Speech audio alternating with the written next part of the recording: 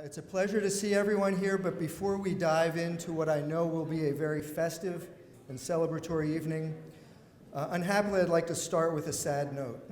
Many of you know that former Swarthmore football coach Tom Lipinski passed away on October 16th. Tom spoke at this very event 2 years ago when he was representing the 1984 football team that was inducted into the Hall of Fame that year.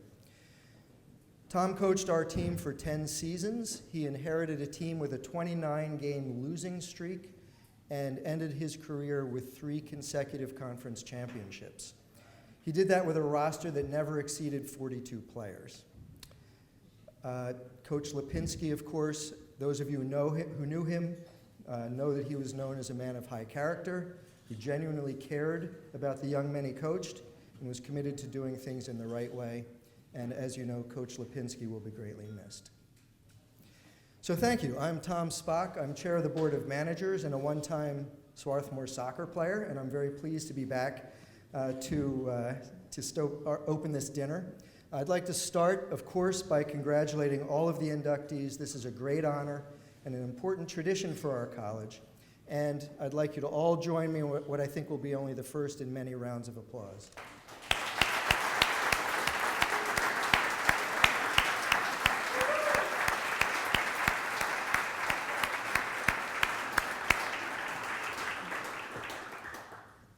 All right, I'd also like to welcome all the friends and families who have come to share in the celebration. I welcome my great friend, our leader, our president, Valerie Smith, who's with us tonight.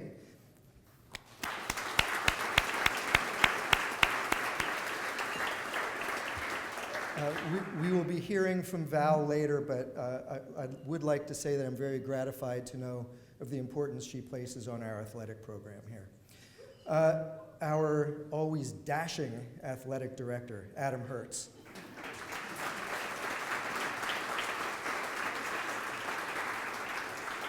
And anyone who knows Adam knows you do not want to follow him at the podium, so I'm very pleased he let me lead off tonight. And of course, the Hall of Fame Selection Committee as well, and the coaches and students who have joined us tonight. So thanks for all of you. And finally, for everyone else, the alums, parents, and community members who have returned and are showing their support of our athletic programs. Welcome, and thank you for being here. So one more year, one more time, somehow I find my name missing from the list of inductees. It's just another of life's little mysteries, I guess. Seriously, induction here is a high honor, and the Hall of Fame is a very important tradition. There's no question in my mind that a healthy athletic program is critical to a healthy college.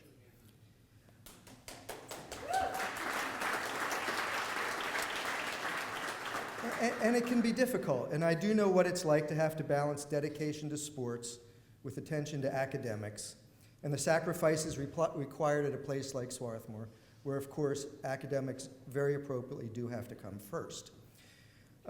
There's no doubt sacrifices are required. It's a timely subject that received some very thoughtful coverage, actually, in this very week's Phoenix.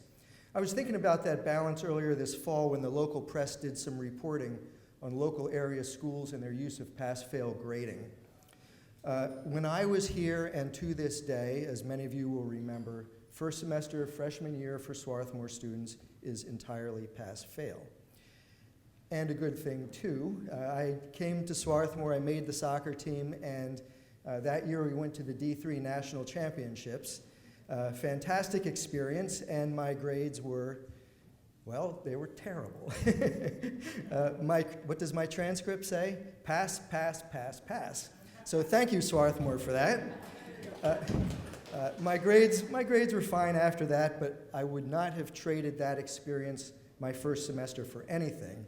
But frankly, it was a real wake-up call to how serious a commitment intercollegiate athletics can be. And in that context, the achievement of tonight's inductees who competed and won at the highest levels is especially impressive. So in closing, I'd just like to say I am certain about the benefits of athletic competition to a fulfilling life, its contributions to things like teamwork and leadership. And if you agree, I hope you'll demonstrate your commitment by supporting our athletic program, through attendance at games and matches, through keeping up with our teams and our athletes, and by supporting the college when we announce our new capital campaign early next year. I know how much our players and coaches will appreciate it.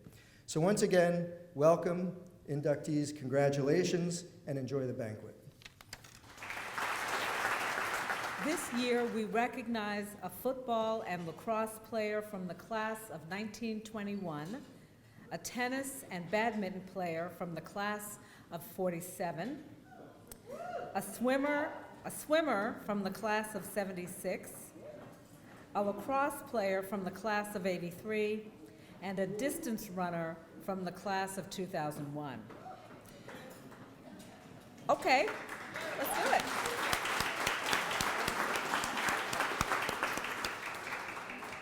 And we also honor the 1996 field hockey team and its first-year coach, Karen Borby.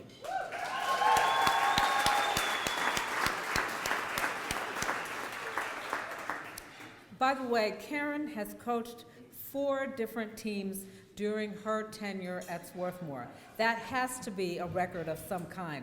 There may not be anyone else in the country at any level who can make that claim. We'll learn more about the accomplishments of all these athletes as the evening goes on. Now, there may have been times in the college's history when athletics was underappreciated, but thankfully that time is behind us. Tonight, we celebrate the importance of athletics and call attention to the virtues it represents and nurtures. Here at Swarthmore, we value our scholar athletes for their self-discipline, their ability to combine intellectual acuity and athletic prowess, their resilience, and their commitment to teamwork. And as our honorees speak to us this evening, I suspect that they will tell us how the qualities that they developed as scholar athletes have served them well in their lives and careers. Athletic competition teaches the value of working with others. This often entails sacrificing personal goals and agendas in order to pursue what is best for the team. I'm reminded of the proverb that says, if you want to go fast, go alone. If you want to go far, go together. The late Ray Kroc, founder of McDonald's, put it another way when he said, none of us is as good as all of us. Now, I'm not recommending that any of us spend too much time eating at McDonald's, but the message conveyed in these quotations is one we would all do well to embrace. So once again, welcome everyone to tonight's event, and congratulations to all of our honorees.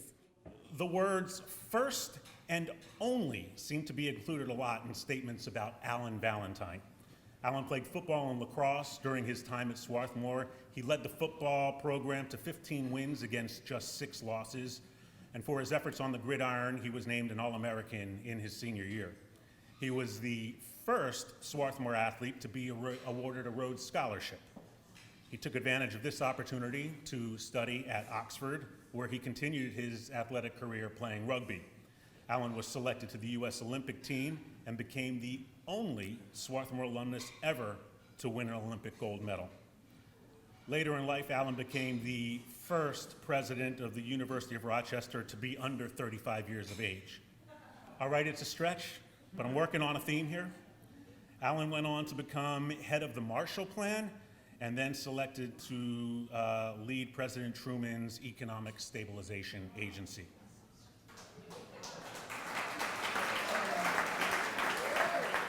Tennis at Swarthmore was a real eye-opener for me. You know, tennis is an individual sport, and I have been competing on the hotly competitive junior national circuit from age 10. Believe me, those competitors did want to make friends with me. They didn't make friends with each other. So I was pretty much alone before, during, and after matches. Swarthmore was amazing.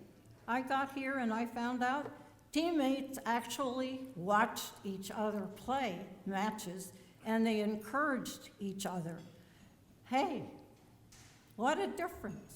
And the difference meant you won a lot of matches.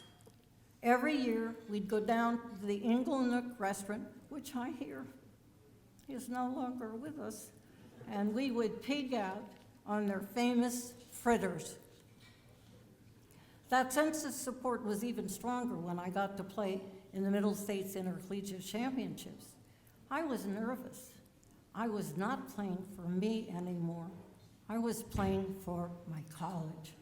I didn't want to mess up. But all the athletes, male and female, that I knew at Swarthmore came out to cheer me on.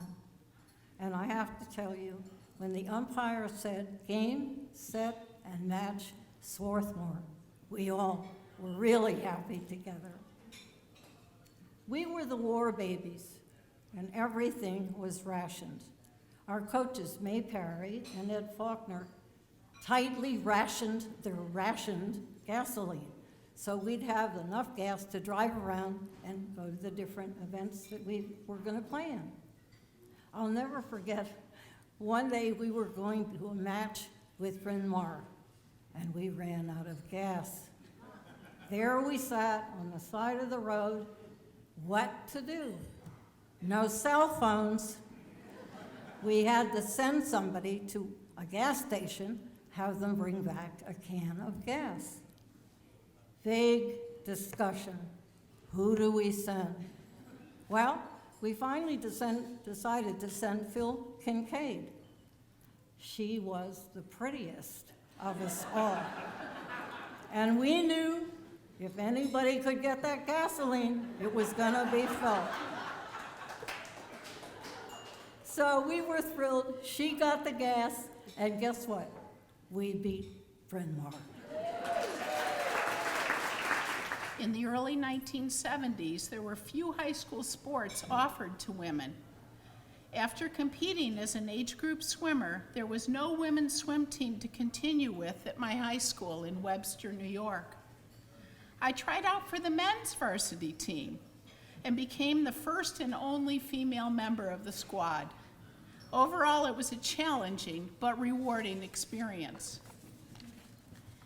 Imagine how delighted I was to arrive at Swarthmore, where there was a women's swim team on which I could train and compete with other dedicated female athletes.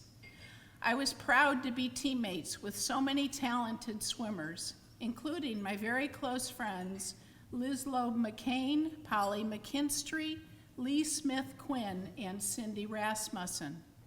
We bonded over workouts and meets in the old 4-lane pool at Hall Gym. I remember all of us rushing downhill with wet hair to make it to Sharples for dinner before it closed. We trained hard, encouraged each other, and formed friendships that last even to this day. I was a junior when Coach Sue Davis began her long and successful tenure as Swarthmore's swim coach. Even though she was only a few years older than we were, she quickly gained our respect. Under Sue's direction, we qualified the 200 and 400-yard medley relays and several individual events for the national championships at Arizona State. There were no divisions in women's swimming at the time, and we were so proud to represent Swarthmore College against much larger colleges and universities. Achieving All-America honors for the 100-yard breaststroke at that meet is a memory I will always cherish. I am grateful for Sue's leadership and to the college for providing us the opportunity to compete at the highest level. In 1994, my American mother decided to move her family from Lagos, Nigeria to Cleveland, Ohio. And all of a sudden, I had to figure out how to be an American teenager. And my cousin said one word: sports. Only I didn't play any sports. And they said track doesn't cut. And I said, I'm in. And my first practice, I made it a couple of laps and went, track is not for me. And one of my captains gave this big impassioned speech about the beautiful thing about running. It gives you back what you put into it. If you show up for practice tomorrow, you'll be able to do more than you did today. If you show up for the whole year, you might make varsity. If you keep coming, you might place at conference. Just keep coming. So I did. And throughout high school, I appreciated what running gave me as an individual. I went to 4 different high schools over my high school career, 4 different cities. And every time I showed up at a new high school, I marched right to the track coach's office and said, sign me up for track because I need friends today. And running was what kind of kept me sane and what gave me focus as I was going through all this transition. But showing up at Swarthmore, I learned that running was not just for me. Running is about being on a team. I won't give the exact narrative because I promised all of my teammates I would not tell exact stories tonight. But being at Swarthmore, anybody who's been to Swarthmore knows it's an experience that you keep with you for your whole life, and you have friends that you keep with you for your whole life. And being on a team, I learned how to take this one thing that I learned to do well for myself and learn how to do that for other people. I learned how to be on a team with other people and know that when you're starting to feel weak and you're starting to feel tired, there are other people relying on you to finish that well. And so even those All-American championships were about that S on my chest and about bringing something to the community, to the people who did all those miles with me, to the boys who learned to let me keep up with them, to the women who cheered for me when I thought I was done, to the women who jumped into 1,000 repeats and did sections of it just to keep me on pace. And so I guess this is also for all of them. Coach Noyes actually put the people and system in place that I simply was a part of. And I remember our first surprise win against Westchester when we went down, and I think they beat us 15 to something the year before I arrived at college. And I think they weren't particularly worried about the little Quakers coming down Route 1 to Westchester. And we just flat out thumped them. I mean, it was so much fun to be a part of that.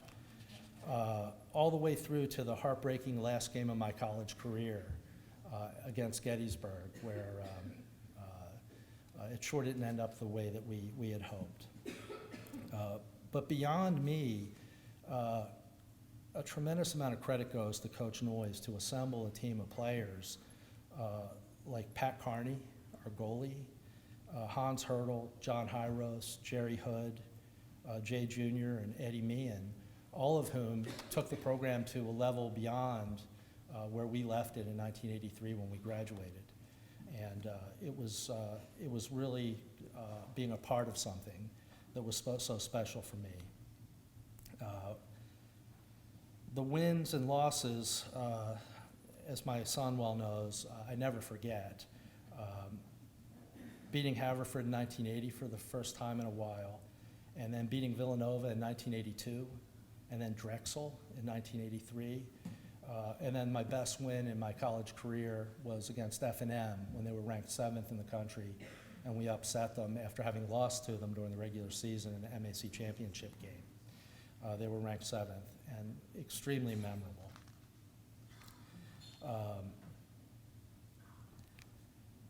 I also just want to mention I was part of a team that played in this very space and maybe on this very floor for one match. I pestered the very illustrious and legendary Coach Mike Mullen to let me play on the squash team. And he laughed at me and never took me quite seriously. And then I think it was my sophomore year, I was over bouncing the wall against the ball in the field house. And Coach Mullins came in and he said, "Joe, I need you. Come with me." And so I came over here, and Swarthmore was playing Hopkins in squash. And I'm 1-0, and I won by default, actually. My opponent was a pretty capable, experienced squash player. I was playing way down the ladder, off the varsity level.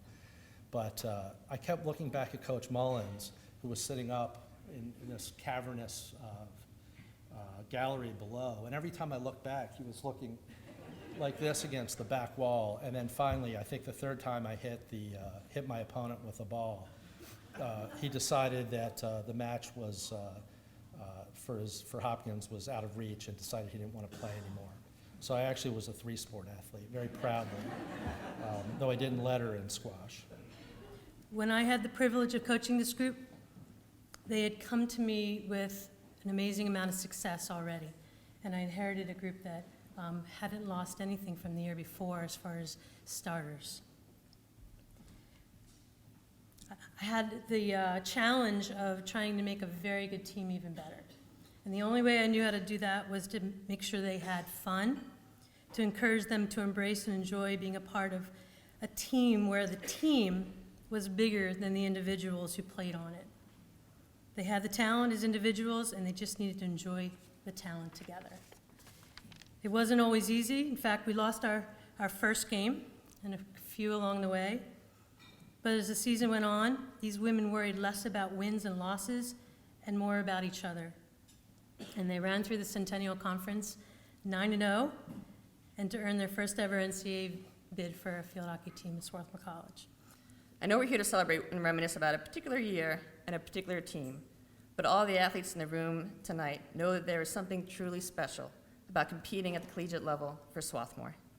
Yes, we all juggled a lot of commitments and became really good at time management, but more importantly, we supported each other no matter what. We represented Swarthmore with pride. We learned the distance between responding and reacting. We prided ourselves on not reacting emotionally to a bad call or a dirty shove or tackle. I won't mention any teams, Gettysburg. Rather, we responded by playing with even more class and determination. As a goalie, I had a pretty good vantage point of the field, and I must admit, it was sometimes fun to see other teams start to unravel when we wouldn't take their bait. On a different level, we also responded as a team to some tough losses early on. We learned from them, came together, and finished the season on an incredibly high note, despite that torrential downpour at NCAs. We may have been happy with some key wins, but we were never content. We kept striving, and we kept improving.